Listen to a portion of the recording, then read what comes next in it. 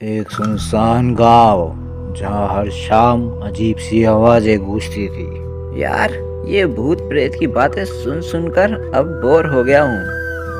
अजय, मजाक मत कर।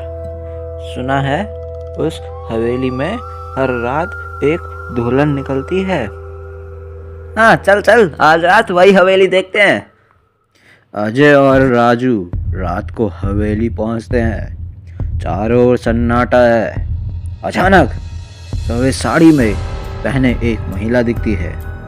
कौन हो? क्यों आए हो यहाँ? मैं अजय हूँ, तुम कौन हो? मैं रंजना हूँ। मेरी शादी के दिन धोखा हुआ और तब से मेरी आत्मा यहीं भटक रही है। अजय और राजू सुबह गांव के पंडित जी से मिलते हैं। उस हवेली में जाना खतरे से खाली नहीं।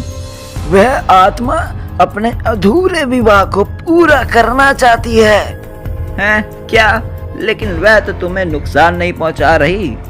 आत्मा को शांति तभी मिलेगी जब उसकी शादी पूरी होगी। अजय और राधिका आत्मा की शादी कराने का फैसला करते हैं। गांव वाले डरे हुए हैं, लेकिन अजय की हिम्मत से सब तैयार हो जाते हैं। राधिका, अजय, अगर ये आत्मा को शांति देगा तो हमें ये करना चाहिए। अजय मुस्कुराते हुए, तुम मेरे साथ हो तो मुझे डरने की जरूरत नहीं। रात में शादी का मंडप सजाया गया। मंत्रों का उच्चारण हो रहा है। भूतिया दुल्हन मंडप में प्रकट होती है।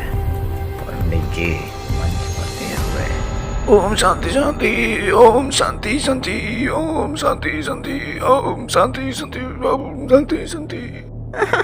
इतने सालों बाद मेरी आत्मा को शांति मिल रही है। धन्यवाद अजय।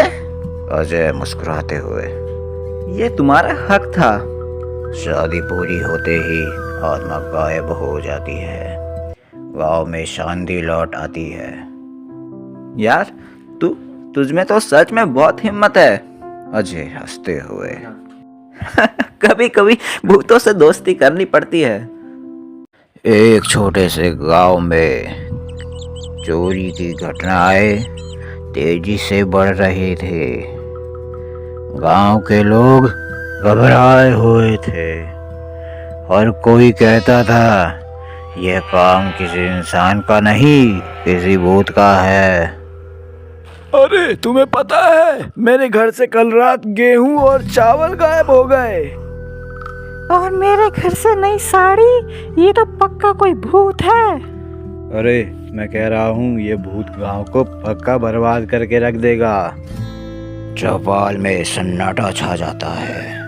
तभी रामलाल, गांव का सबसे निडर आदमी, आगे बढ़ता है। ये भूत तो कुछ नहीं होता। मैं सच्चाई का पता लगा के रहूंगा ये चोरी कर कौन रहा है। तुम लोग चिंता मत करो। रामलाल ने एक योजना बनाई।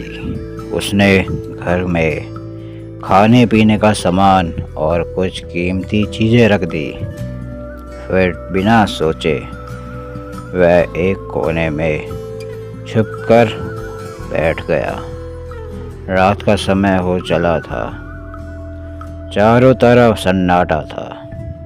आज तो इस चोर का खेल खत्म होगा। अचानक आंगन में एक परछाई दिखाई दी। वह धीरे धीरे घर के अंदर घुस रही थी।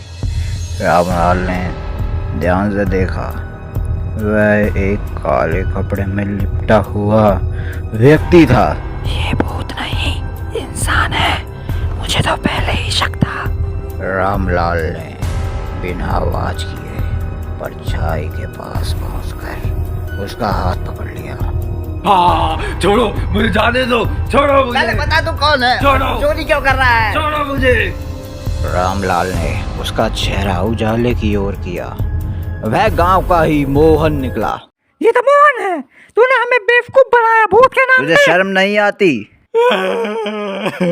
माफ कर दो, मैं कुछ में डूबा हुआ था, मुझे कुछ समझ नहीं आया तो मैंने ये सब किया।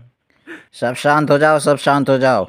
मोहन ने जो किया वह गलत है, लेकिन इसे सज़ा देने के साथ साथ हमें इसको सुधरने का मौका भी देना चाहिए। गांव वालों ने मोहन को कड़ी चेतावनी दी और उसे अपनी गलतियों को सुधारने का वादा करना पड़ा। याद रखो, डर को सच से छुपाया नहीं जा सकता। हमें हर मुसीबत का सामना साहस और ईमानदारी से करना चाहिए। गांव वाले खुश थे कि रामलाल की वजह से भूत की अफवाह खत्म हो गई। गांव में फिर कभी चोरी नहीं हुई। यह कहानी हमें सिखाती है कि किसी भी समस्या को हिम्मत और बुद्धिमानी से हल की जा सकती है। डर हमेशा कमज़ोर करता है, लेकिन सच्चाई और साहस हर डर पर जीत दिलाती है।